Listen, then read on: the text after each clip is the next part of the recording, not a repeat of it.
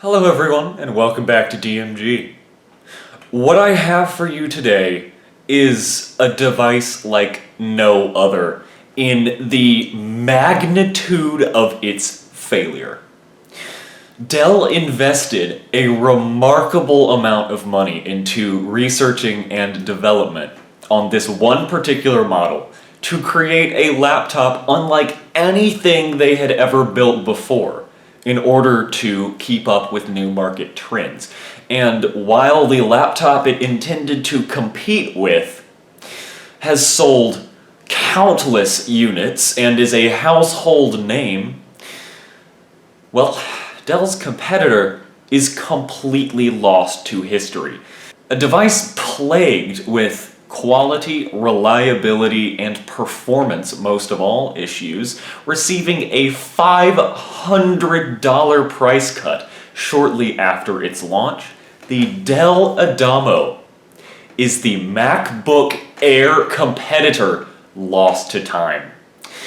This is Dell's very odd attempt to compete with the MacBook Air. It is a completely unique laptop, unlike anything they ever produced before or ever would produce again.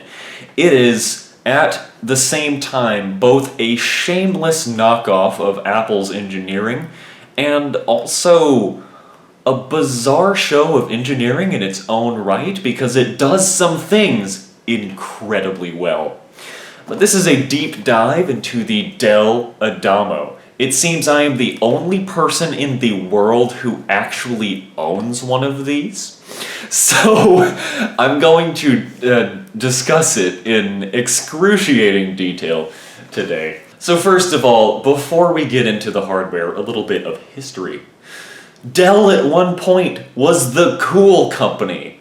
Dude, you're getting a Dell. I mean, we think of them today as the boring business laptop manufacturers, and that is a reputation that has stuck with them since about the early 2010s.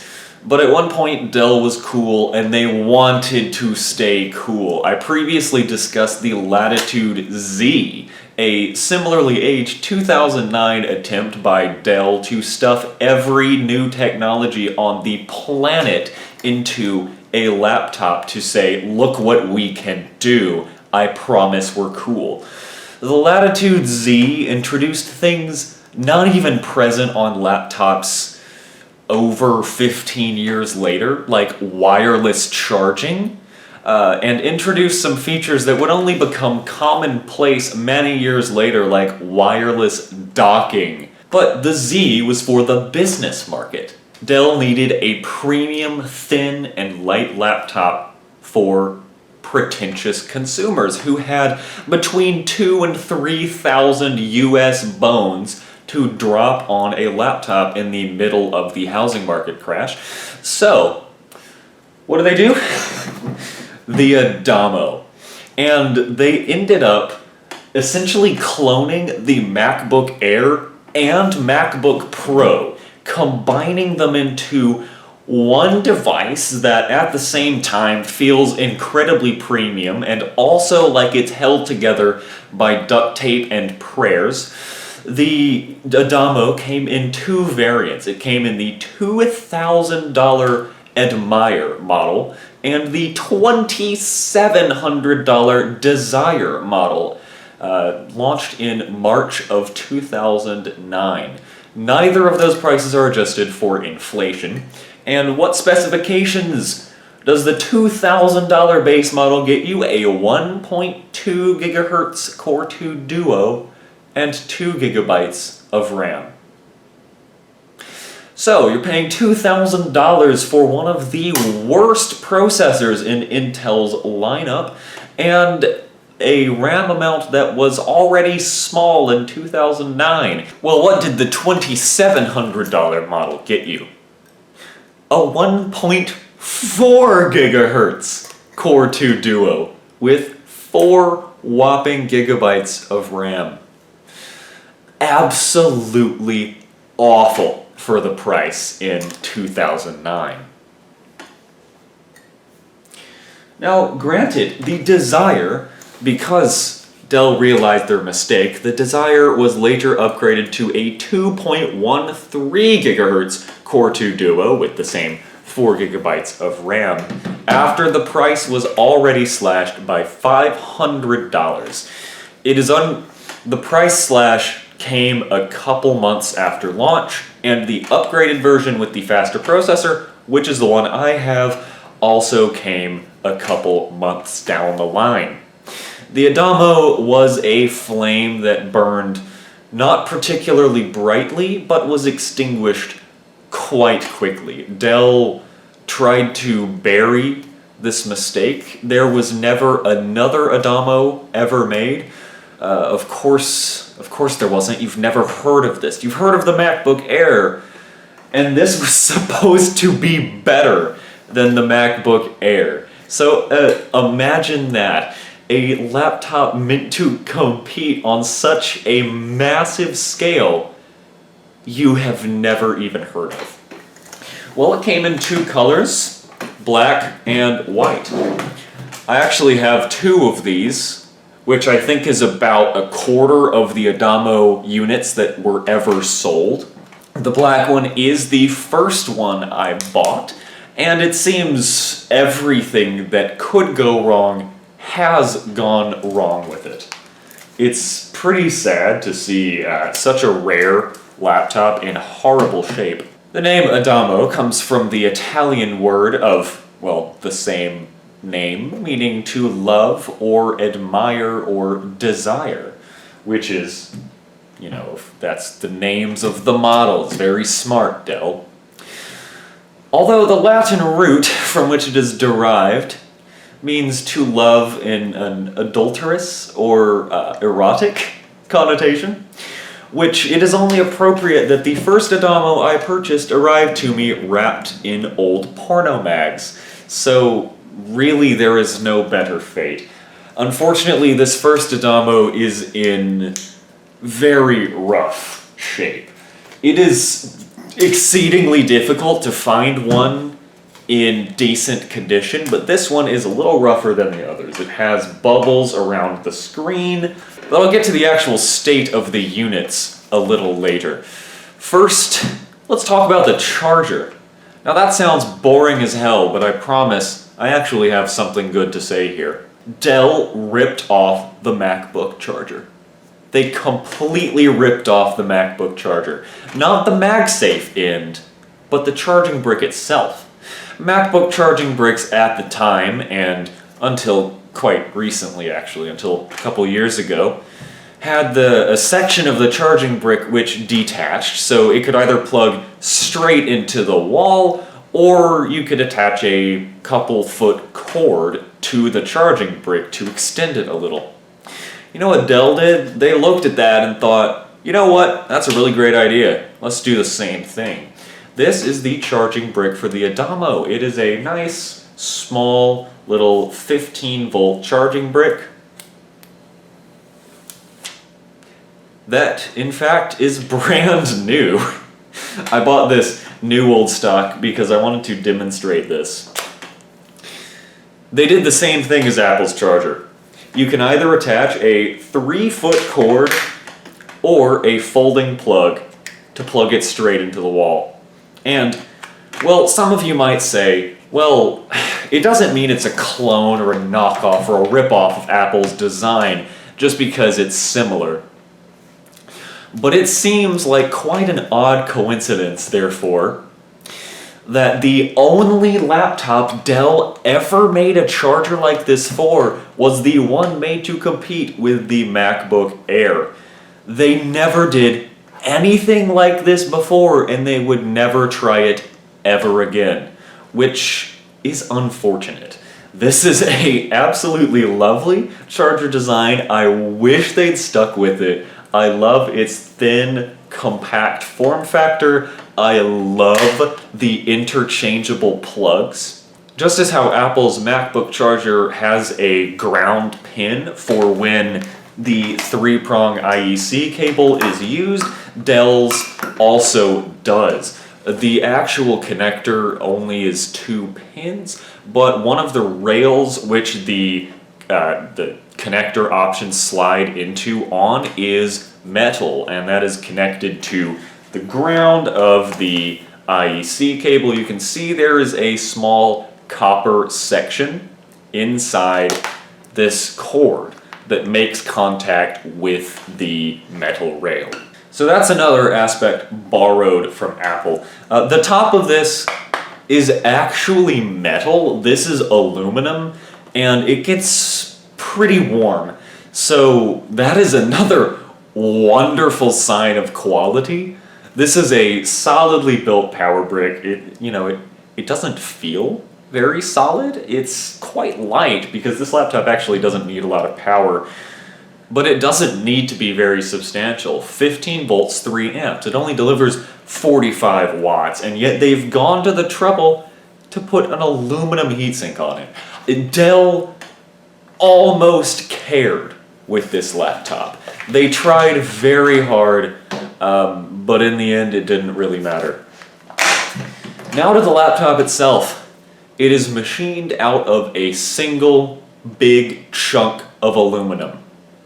I wonder from whom they got that idea.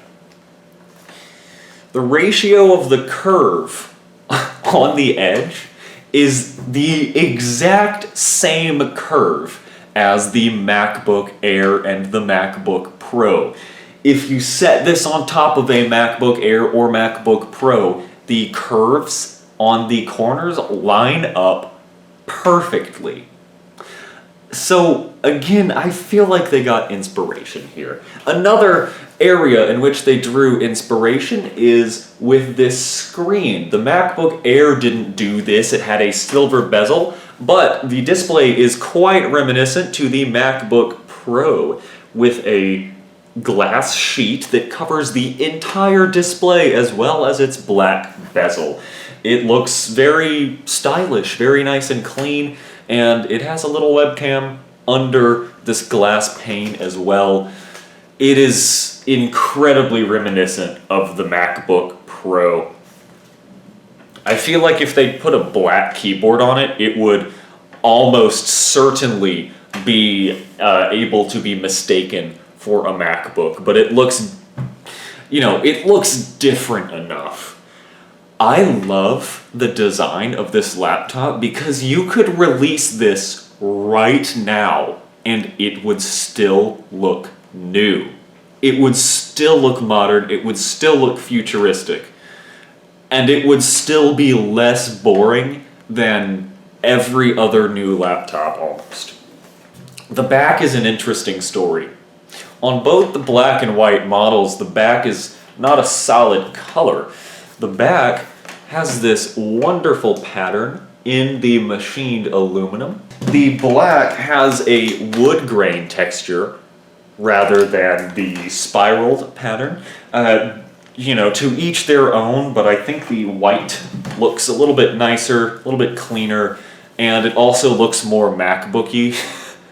Now, as for the bottom, they were really proud of this. Adamo 13, powered by Intel, and they've stuck the Windows 7 logo right there on the bottom. So the unsightly logos that would typically be, right here on a laptop that indicate the, who made the CPU and what operating system it's running, they stuck them on the bottom as not to obscure the view of the beautiful aluminum. And I actually don't say that ironically.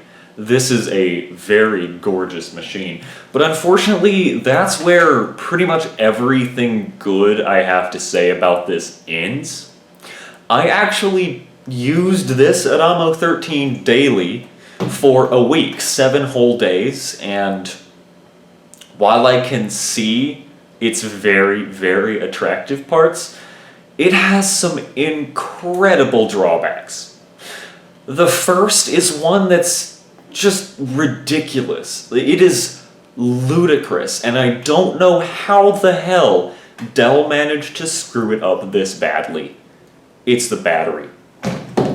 Now, with the launch of the MacBook Air, around this era is when the laptop industry realized that instead of using, round cylindrical cells in a laptop battery, you can in fact use flat lithium-ion cells. This is when it actually became feasible to do that because flat lithium-ion cells were getting higher capacity and better endurance and ability to deliver more power. They were starting to catch up to the big barrel cells, and also laptops were getting more efficient. So 2009 marks Dell's first laptops with flat batteries, the XT, the Latitude XT that is, and the Adamo. And the battery on the Adamo is the whole back. It is glued to the back. All of this right here is the battery. Everything under this silver section is all the battery. You can see it is held onto the back partially with this disgusting sticky glue, which almost, in fact, ripped the keyboard out of my black Adamo when I removed the battery. So it does a poor job at actually holding the battery onto the laptop, but it does do a great job at removing everything else from the laptop, it seems, when you want to pull it out. The problem with the battery being attached to the back is that the back falls off. And I'm not kidding there, I'm not exaggerating. It was a problem that I read about in reviews and, professional reviews and customer reviews, and I didn't believe it. I thought it was too ridiculous. How the hell could the back fall off? But after my 7 days of using this Adamo, on 4 of those days, the back just fell off. Because Dell took the Apple-like approach of no screws shall be seen. Instead of being held on with screws, the back of the Adamo is held on by 3 tiny, flimsy, spring-loaded clips, and I'm sure the tension of those springs has degraded. It has reduced over the years to the point where the rear frequently detaches when you do not wish for it to. So how is the back held onto the Adamo? Well, you can barely see.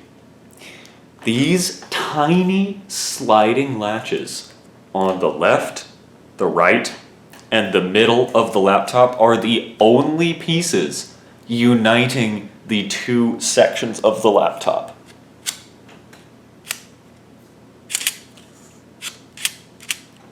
A latch so tiny you can probably barely even see it. It took me a long time to figure out how the hell the battery was supposed to come off, because there are a few user guides written about this because 4 people bought it. Right there is where you have to slip in a paper clip or a spudger or something, and there is one of these tiny little slits on each side. That makes the battery very hard to get off when you actually want to take it off, but a bump will dislodge these spring-loaded latches from their secured position into their loose position.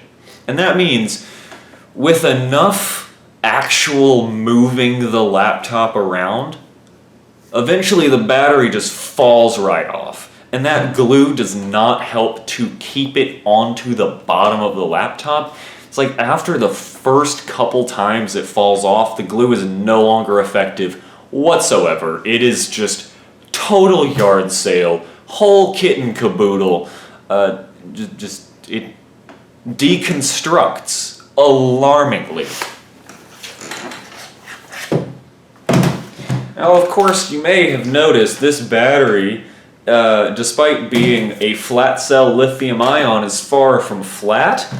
It won't go on the laptop. This one doesn't stay on at all because I can't put it on in the first place. there is so little tolerance within the laptop. It is built so tightly to such a tiny tolerance that if the battery is swollen at all, it actually bulges out the keyboard. So that means if I were to put a battery this inflated onto the back of an Adamo and actually, clip it in, not only would it probably break the clips and it would maybe set the battery on fire, it would also create a giant bulge in the keyboard that, although it would be remarkably unsightly and would also therefore carry over to a pressure spot on the screen, it might make the deck flex a little less bad. Because, let me show you the genius design of the Adamo. Here it is.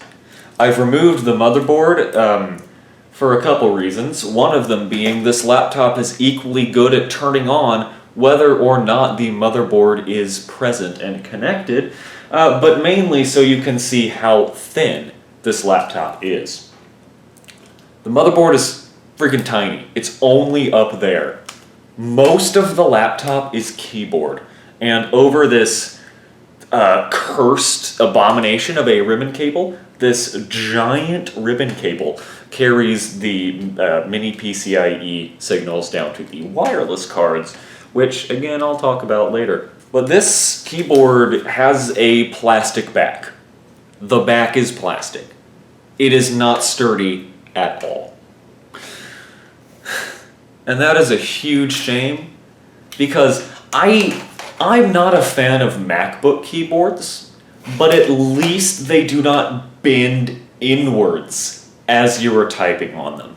At least, although they're riveted to the chassis, which makes them miserable to work on and replace, at least they don't feel like a piece of paper crumpling beneath your fingers as you type on them, which is exactly what the Adamo's keyboard feels like.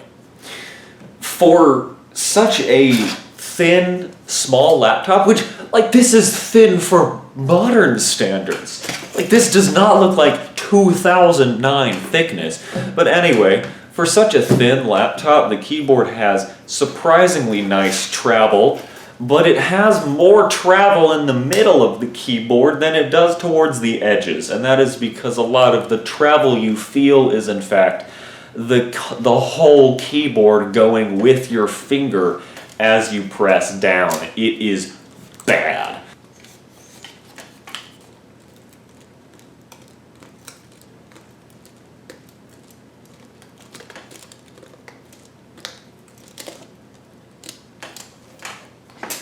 Another side effect of the motherboard only taking up the last quarter of the laptop is, well, you know where the ports usually are on a laptop? What ports? There's nothing here. Literally not a single port on the left side. The only thing on the right side is a headphone jack. All of the ports are on the back. You don't realize until you actually start using it that is pretty inconvenient. I learned quickly where the ports were so I could plug things into them quickly. About 2/3 of the laptop's thickness is the chassis, and another third of it is the screen. And, well, small ports didn't exist. This is way before laptops like this were common. USB-C was not around, of course.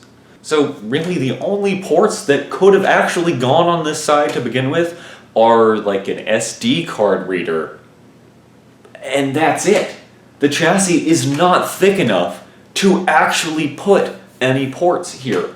So as a side effect both of the motherboard being on the back and also this coming out in 2009, yes, it is thinner throughout than the MacBook Air, but that also means the ports are in really goddamn stupid places. Because they literally could not put any ports on the side, they're all on the back. And again, I'm making a bigger deal of this than it needs to be, but it is both an interesting observation and a bit of a complaint. It features some futuristic I/O like DisplayPort. DisplayPort was quite new at this time when it comes to Intel integrated graphics systems. This features the Intel X Series Extreme GMA graphics, which were compatible with this newfangled digital video connectors. Until this point, until like 2009, you'd only see VGA, S-Video, component, and composite on Intel integrated graphics systems. So DisplayPort here is a welcome addition. There's that charging jack. It is the same size as all of the like generic laptop chargers that just use that 19-volt barrel jack, you know the one. Except I doubt that this has sufficient voltage regulation to actually take a 19-volt input, and I am not going to try. I'm not going to risk it. I did try it the other way around. I plugged the 15-volt charger into a Toshiba that needs 19 volts. Didn't work at all. But of course Dell would do this. Of course they would take an industry standard size and put a stupid voltage on it that nothing else in the world takes. But back to ports, I'm getting sidetracked. There's your gigabit Ethernet, eSATA plus USB 2, 2 USB 2, and of course the display port. That's 3 total USB 2 ports. That's more than the MacBook Air. Pretty decent I/O, and the gigabit Ethernet is absolutely appreciated. MacBook Air did not have any LAN port, like without using one of Apple's dongles that they would love to sell you. So that is one advantage that the Adamo absolutely has. If the back didn't fall off, maybe I would consider this to be a better alternative. Speaking of things I don't like about MacBooks that I hate more about the Adamo, you know, there's the idea among people like me who work on laptops that MacBooks are miserable to work on. And yes, they can be. But if you have that mentality, you have never worked on a Dell Adamo.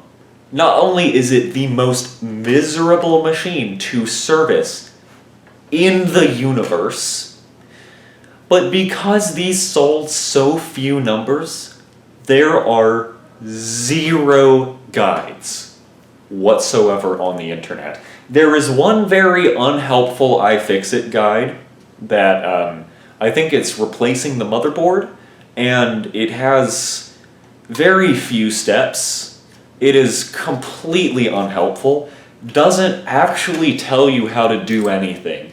It's basically the same as if I wrote, take off the battery, then remove the motherboard on a piece of toilet paper. That is essentially what the guide is. So there is no helpful information on how to actually repair these online. Every screw inside is microscopic. Every ribbon cable is about 2 inches shorter than it should be. It just barely reaches. It barely reaches. And for one of the ribbon cables, that means that it is virtually impossible to reconnect it once you take it off. It's this little bastard. Right there. This cable plugs into the bottom of the motherboard. I made the massive mistake of taking out the motherboard in this black unit to take some photos of it and repaste the CPU in, hopes that I could get it working again. And I have not been able to reconnect that ribbon cable. I've spent, not exaggerating, about an hour and a half trying to plug in that one cable to no avail. It reaches the bottom of the motherboard. It does. But there's no room to squeeze in like pliers or a screwdriver to actually push it into the connector. And it's not nearly long enough to plug in to the motherboard and then plop the motherboard into the unit. And it's not like you can just leave it out, because what does that cable go to? Power button. So of course, the most critical wire in the whole machine is one that you cannot reconnect unless you have the skill and precision of a Swiss watchmaker. However, the rest of them, I don't have anything to whine about with those. They're, they just require the same caution as any other ribbon cable would. SSDs only, by the way. SSD goes down here. It uses a ribbon cable that if you tear it or break it, you will never be able to find a replacement. Same with, of course, this block of wireless cards, and this thing is decked the hell out. It has some incredible wireless cards. It originally had 3 before I removed the wireless card to install it in something else. It has an Ericsson 3G broadband card, wireless personal area network Bluetooth, and Intel's highest end wireless card at the time, the 5300 AGN with 3 antennas for Wi-Fi. So some absolutely incredible wireless card action going on there. And it seems as though the previous owner of this laptop actually made good use of that 3G modem, because, well, when I disassembled it, I found an AT&T SIM card inside. So, well, I hope they got some good use out of that little XX982 Ericsson modem. Okay, enough complaining about the design. Let's turn this beautiful yet fatally flawed machine on.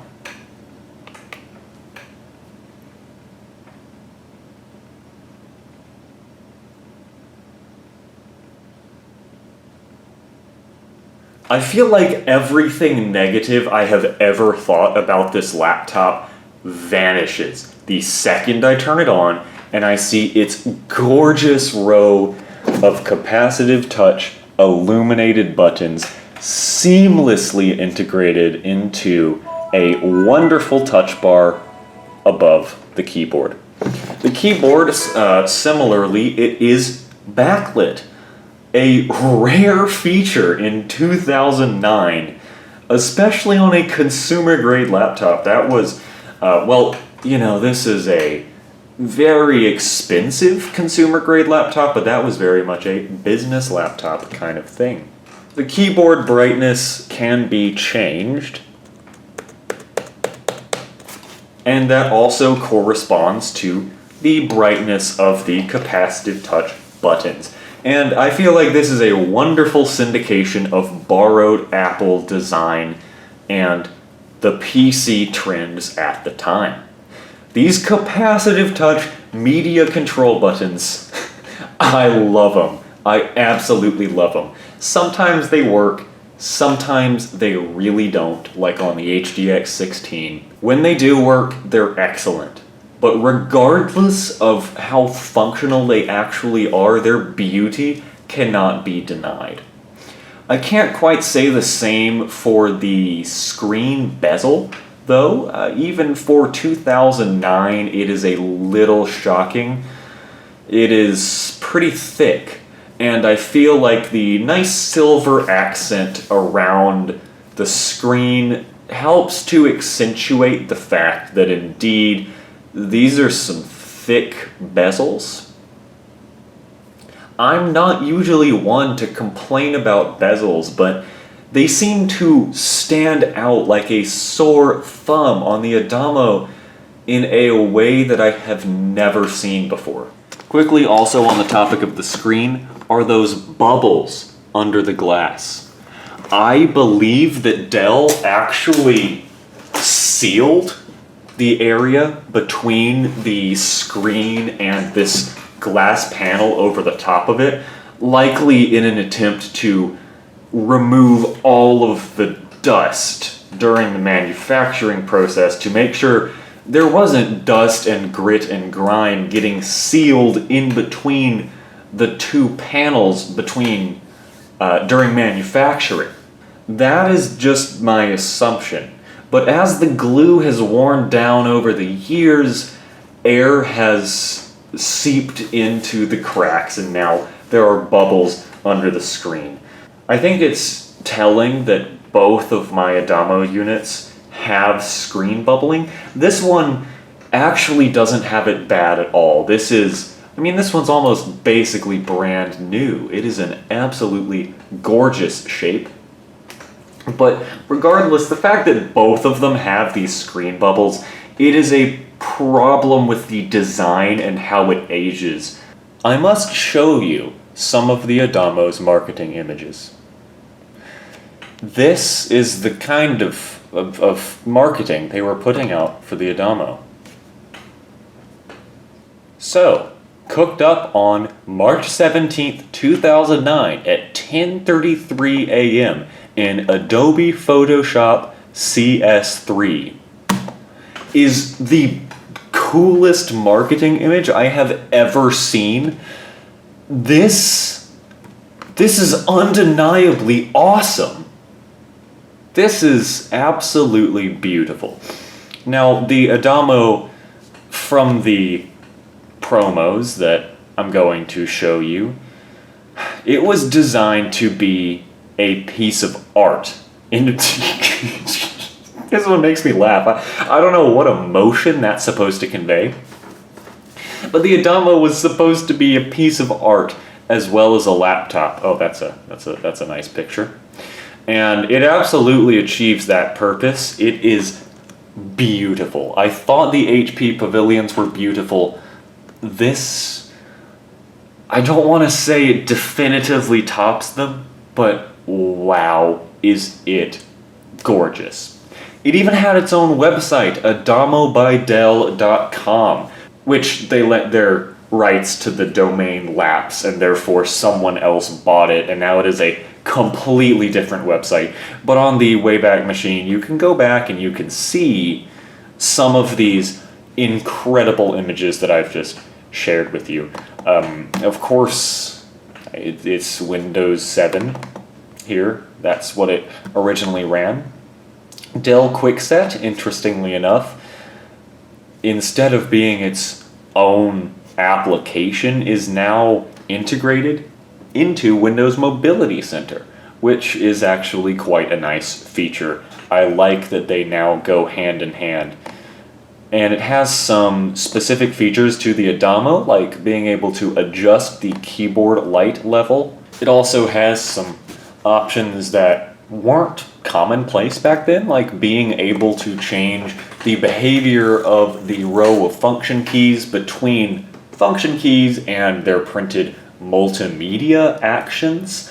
So, of course, nowadays you don't get buttons like this. You don't get the capacitive touch buttons. Well, I just realized something.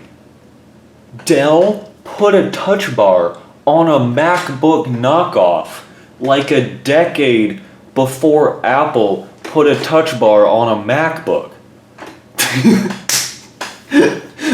That's crazy.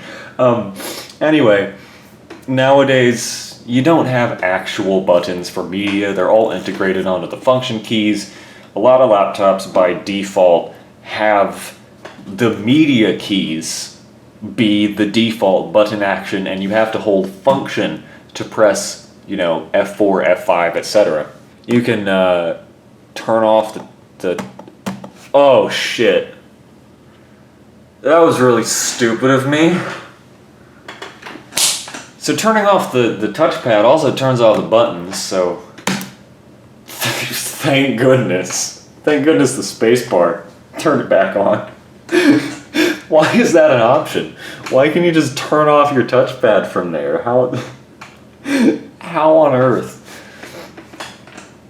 I can't find any restore media, because of course I can't. Please reach out to me if you have these restore discs. It seems that it was a rather clean, unmodified, mostly install of Windows 7. Something I did find was the Dell Mobile Broadband Manager and the Dell SMS utility. so you can send text messages from your Dell Adamo laptop.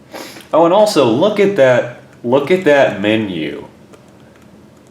I mean, it's not very MacBooky. Like it's not excessively Apple, but it is very different from how Dell ever made a pop-up volume or brightness indicator in the past. And it's very different again from how they would ever do it again. The Adamo was a complete deviation from the normal from Dell.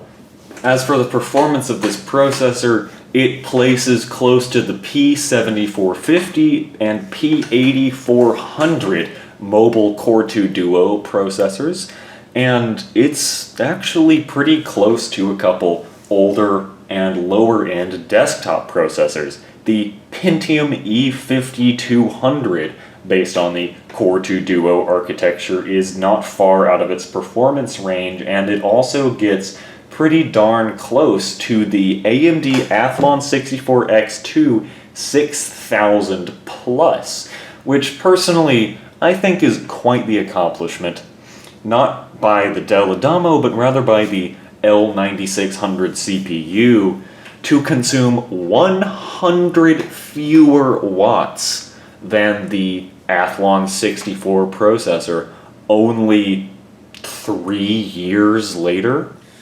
Let's quickly discuss two pretty important aspects of a laptop, that being the battery life and the keyboard. I've already said that the keyboard is pretty unnervingly soft to type upon. It flexes underneath your fingers as though there is no support under it, because there literally isn't. Battery life is actually not all that bad for such a tiny laptop with such a tiny battery.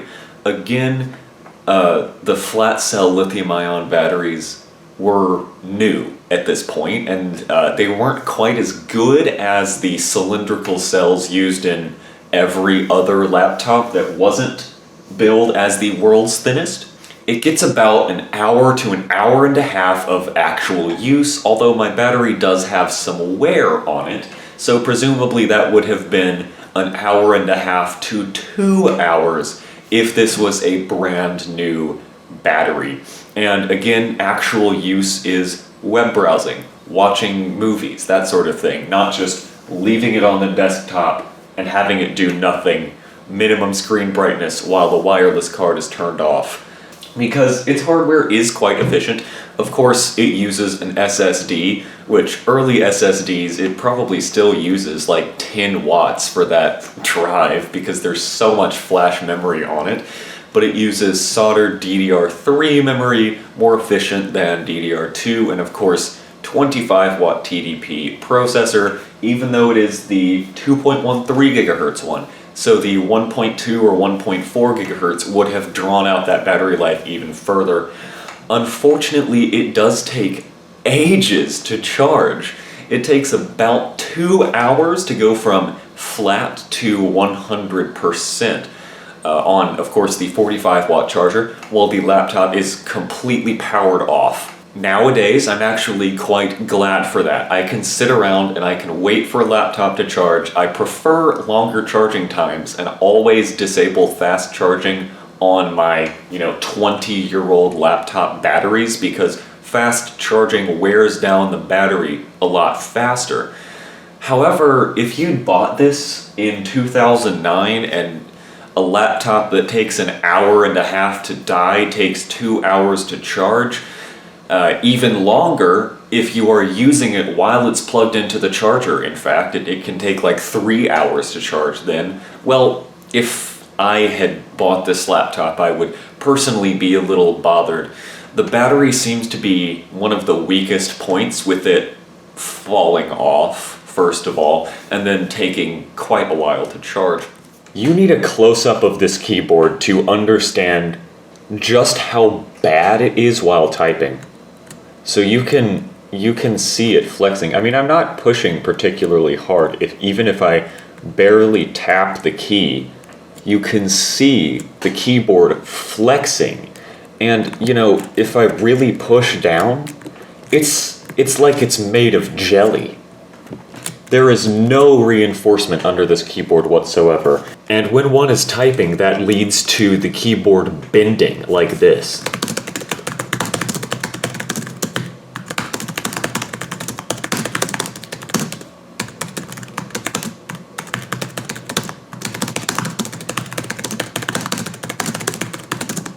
I feel like the keys are quite a lot closer together than most other laptops.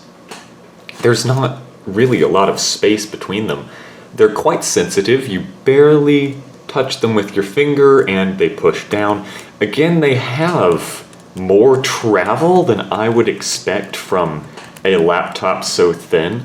But again, you can see the keyboard flexing under my gentle touch. Well, I mean, this is not so gentle, but that is, and the keyboard still bends.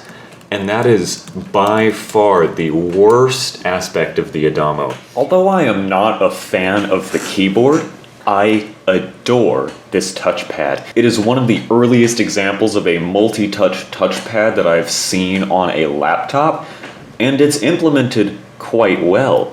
Dual fingers to scroll, just as one would do on a modern laptop touchpad. That works on the Adamo. You can also do the classic edge scrolling, as older laptop touchpads had. It is a Synaptics multi-touch touchpad, very similar to the Latitude Z in terms of gestures and its unusual multi-touch capability for a PC touchpad at the time. It's clocked at 533 megahertz and erroneously shows DDR2 memory, which is not correct because, of course, the laptop uses DDR3 RAM on board. It shares integrated memory, and the RAM on the laptop is clocked at 1066 megahertz because that is the highest memory clock supported by the Core 2 series. We have, of course, as is tradition, a couple games to try out. This is actually the first game I played on this laptop when I first bought it, and it crashed. Not the game, like the whole laptop just crashed. No, it wouldn't be a good idea to go there. So, I hope that does not happen again. I hope history does not repeat itself in this context. That's a shame. The computer's better at chess than I, who have not played chess in years, am. What a surprise. God damn it. What? No! Stop it! I'm being bullied. No! Okay, so it didn't crash this time. I'm just bad at chess.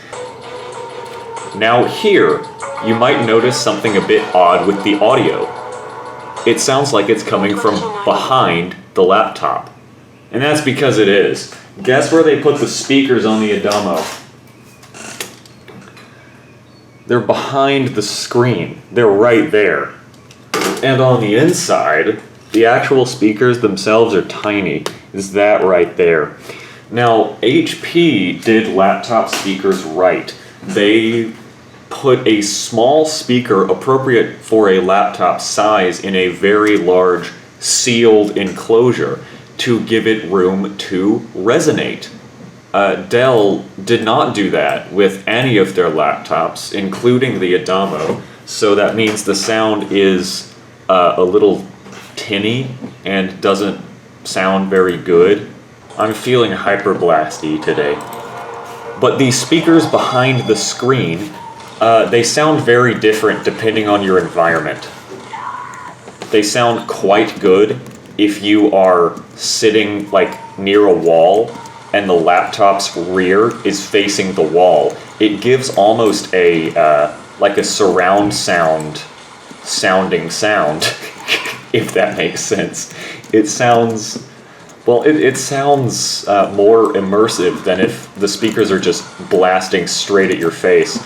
But if you aren't sitting with the laptop's back facing the wall, it doesn't sound particularly good because the speakers are just blasting into the open air behind you. They aren't, they aren't given the chance to bounce off the wall. Like, the sound doesn't reflect back at you like if you are facing a wall. This is running fantastically, by the way. I hope my explanation makes sense. So, in some cases, they sound pretty damn good. In other cases, they are not particularly excellent. I'm not sure why they didn't put them anywhere else in the laptop. I have a feeling it is due to space constraints, because genuinely, there's nowhere else they would fit. Like, I can't think of anywhere else that they would be able to go. So, speakers behind the screen, I believe, was out of necessity. Again, in some cases it works well, in others it works rather poorly. But all things considered, they don't sound all that bad. I'll play some music through them later, give you a little better of an overview. Yeah, decently well. I mean, there's some lag, there's some stutters. This is a higher clocked and more shader-equipped iGPU than some of the earlier video cards that were integrated onto Intel motherboards, Intel South bridges, North bridges. They are not on the South bridge. They're a bit higher clocked than the ones that would have come with the T-series CPUs. The P-series architecture, as well as the L-series, U-series, and E-series. They use a newer North bridge with nicer integrated graphics. And, well, as you can see, it's running pretty acceptably. Again, this is 1366 by 768. This is the best looking LED screen I've ever seen. Again, it looks almost as good as a cold cathode LCD. It is absolutely stunning.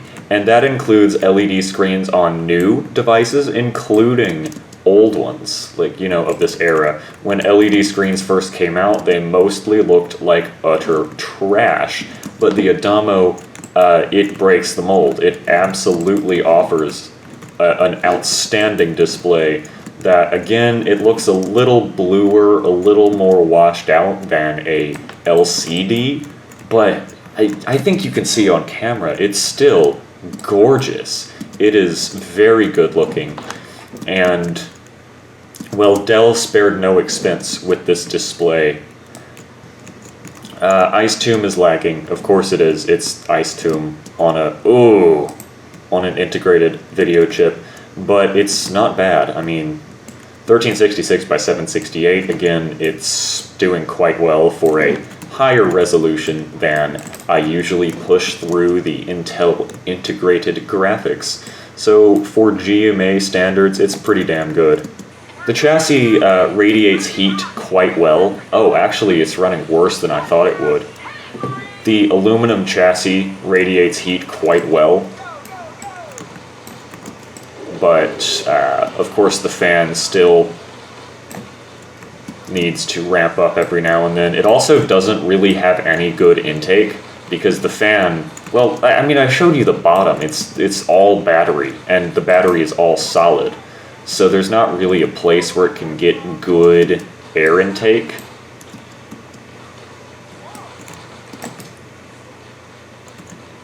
Whoa. Hello, frames. Frame singular. There was one of them right there.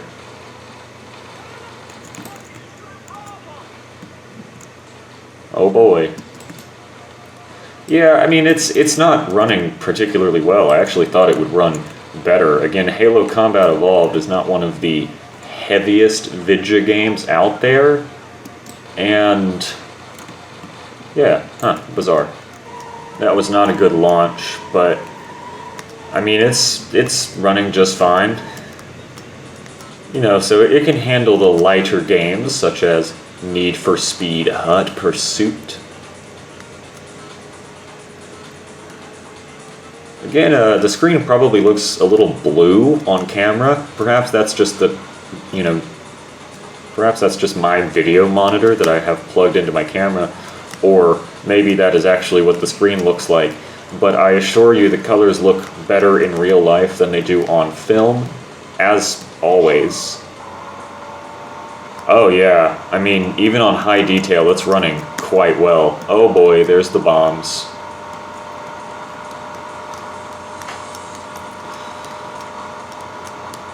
Again, Knight Rider is not a particularly difficult game to run, but oh boy. But again, this is Intel integrated graphics on the Mobile 4 series chipset, so we're not really playing with power here either. Oh boy. Well, you know, it's running fine. Again, this is Tetris. It's not like it's particularly hard to run. Game's still, you know, it looks okay, and it's still running at about the same frame rate. Again, integrated graphics got better near the tail end of the Core 2 Duo and Turion series. So some of the later Core 2 Duo integrated graphics chips were actually, oh boy, were actually better than what would eventually come on the Core I series, on those newfangled i5s, and I love the camera shake effects. And we're getting more than 60 frames a second. Defaulted to the low settings, and it looks like there's room to increase the graphics. It's actually doing just fine. Oh, actually no, maybe there isn't. Frame rate sharply dropped there.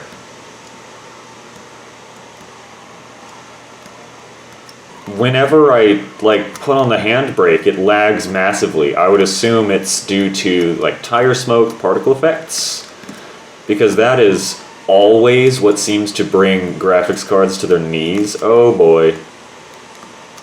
Love how I still broke the record even though I was not on the road, therefore not in the sector. Oh, get past, nerd. Before we wrap it up, let's hear some music.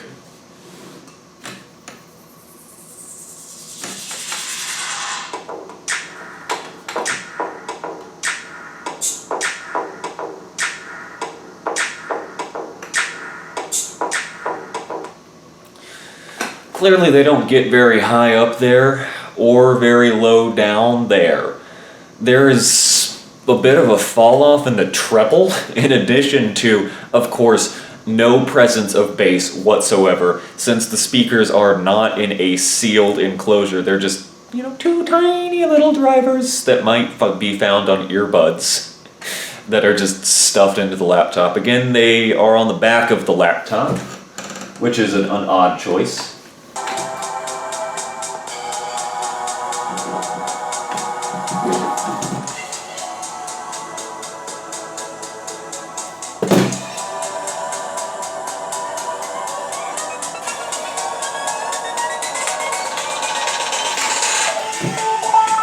I don't think I've ever been able to say this about a laptop before, but it sounds better from the back.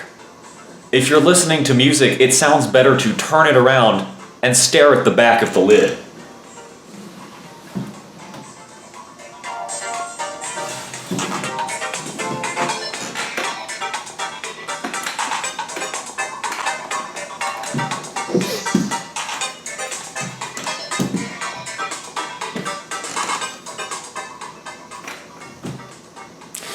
It's quite odd.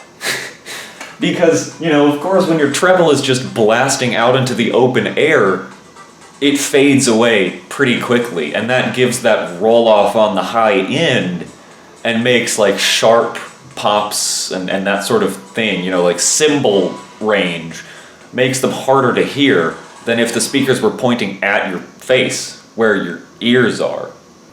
Well, that wraps it up for the Adamo, a fascinating, massive blunder from Dell. It is one of, if not their absolute biggest failures. They tried to go head to head with a laptop that has now become a household name, the MacBook Air, and yet no one has ever heard of the Adamo. and I am one of the very few people who actually has a fully working unit, and in fact I'm blessed to have two, one of each colorway, even if the black one is not very functional at all. It turned on once. Once. But regardless of how good it actually is as a laptop, it is a piece of history. It is absolutely fascinating because it is so different from anything else Dell was making at the time. And again, it's very modern. You could release this right now and it would still look new. I mean, it might look a couple years behind the curve with the thickness of its bezels, and of course laptops have gotten a little bit thinner since 2009's thinnest laptop in the world. But it is absolutely remarkable what Dell tried to do here, regardless of whether or not they actually succeeded.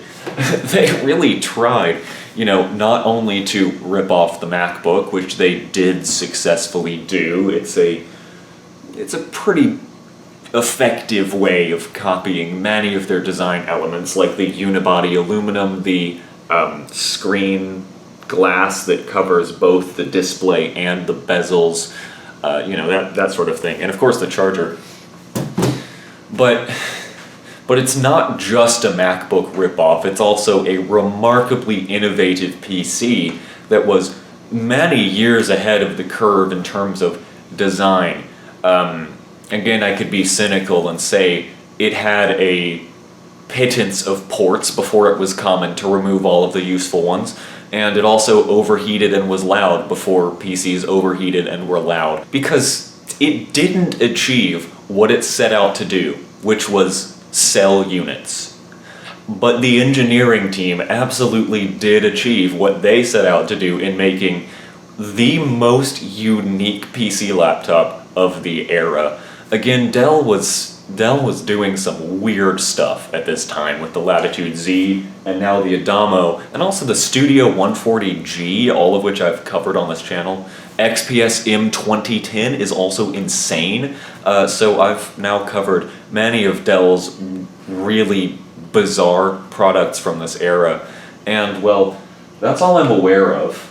But if you have any more weird Dell products you need me to take a look at, please let me know, because I am utterly fascinated with things like the Adamo. I am searching for the Adamo's external DVD drive, because you may have noticed it has an eject button on the keyboard, yet no optical drive. That's because it came with a special external one that, coinkydink, it looks quite a lot like Apple's external super drives.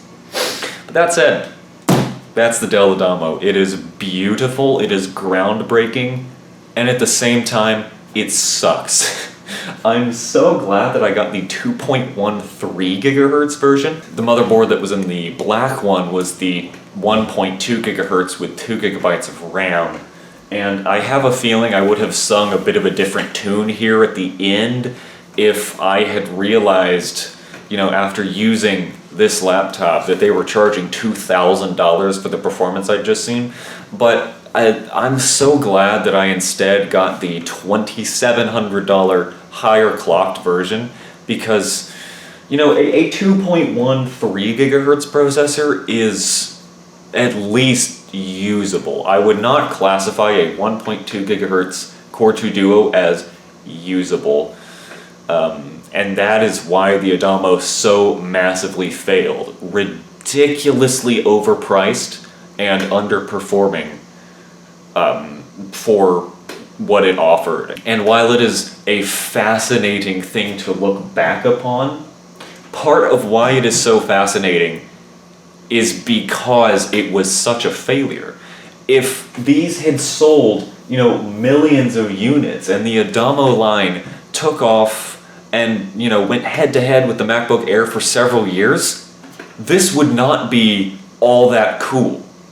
But because Dell sold about 5 of these in total and probably lost millions and millions of dollars on the line, these are absolutely fascinating to see not only, why they were such a failure, but what we were missing out on with PCs at the time. But that said, that concludes the Dell Adamo. I hope everyone was as equally fascinated with this odd piece of hardware as I have been over the past couple months using it and refurbishing it and working on it. So thank you everyone so much for watching. Thank you everyone who supports me. You make it possible for me to, actually, this was a bit of a larger purchase, so thank you for everyone who supports me, not only, emotionally, I appreciate you watching my things, but also financially, and allows me to buy stupid shit like this to add to my collection. So I am infinitely grateful to everyone who has made this possible. I hope you enjoyed the video, and if you did and it's your first time here, I talk about laptops a lot, like a lot, so there are very many other videos on this channel that might suit your fancy, but for now, that's it.